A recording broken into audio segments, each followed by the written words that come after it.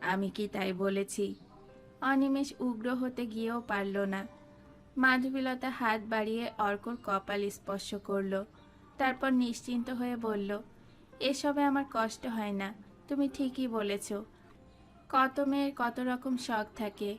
আমার ধরো এটাই শখ, তোমাদের জন্য কিছু করছি। একটু আগে ডাক্তারবাবু বলে গেলেন খোকাকে নাকি আমার ছেলে ভাবতে পারেননি। আচ্ছা, আমার ছেলে কিরকম হলে মানাতো? মুশকিল, কে কি বলল তাই নিয়ে ভাবছো কেন? ভাবিনি। মাধবীলতা অন্যমনস্ক হয়ে বলল। তারপর হঠাৎ মনে পড়ায় হেসে বলল, খোকা আমাকে কথা দিয়েছে যে ও আর খারাপ কথা বলবে না। অনিমেষ অবাক হলো। কখন কথা দিল? প্রথম রাত্রে, তখনও ভালোই ছিল। হঠাৎ কি জানি একটা দুঃস্বপ্ন দেখে খুব ভয় পেয়ে আমাকে